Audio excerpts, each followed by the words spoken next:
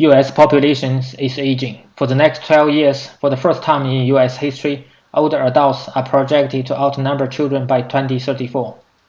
To take care of the aging nation, the national healthcare spending is expected to grow annually 5.1% over the next 8 years, and to reach nearly 6.8 trillion by 2030, is about 19.6% of U.S. GDP. The two largest pharmacies in the U.S., Walgreens and CVS, are projected to be the big winners from the increase of healthcare spending. If you have $5,000 to invest in the stock market, which company should you buy? Currently, the share price of Walgreens is $37, and the share price of CVS is $99.56. As an investor, you have to go through the complicated financial analysis before you can make your decision, but you can see there are thousands numbers in the financial documents. I downloaded the critical information into the spreadsheet so we can have an easy side-by-side comparison.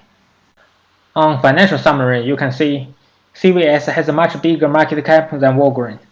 These two companies have similar earnings per share, but Walgreens has a much lower PE ratio, so its share price seems undervalued. Because of its high share price, CVS has a much smaller dividend than Walgreens. Income statement displays how profitable a company is over a period of time. It also shows the financial trend and helps improve the decision making and business planning.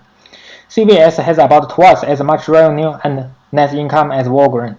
At the same time, Walgreens has a much smaller number of basic shares. Therefore, these two companies have comparable earnings per share in 2022. As a bigger company, CVS has a much larger asset. At the same time, it also has bigger liabilities and long-term debt. The total equity of CVS is 3 times larger than that of Walgreens. When we take into account the number of outstanding shares and the book value per share, Walgreens has a price-to-book value of 1.32, which is much smaller than 1.74 from CVS. In this sense, Walgreens seems undervalued. Another important financial factor is cash flow. Cash flow is a measure of profitability and the long-term outlook of a company. It can also help evaluate whether a company has enough money to pay for its expense. It's no surprise, as the largest pharmacy company, CVS has bigger net operating cash flow and free cash flow. The good thing is both companies have strong positive cash flow at their disposal. To summarize, CVS is a larger company with diverse business. But the downside is its share price is already high and the dividend is quite low.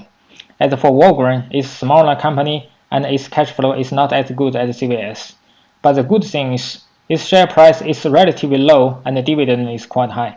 Also, the company is improving its business rapidly. If you want to sleep sound at night, CVS is your choice. But if you want to take a risk for bigger reward, you should invest in Walgreens.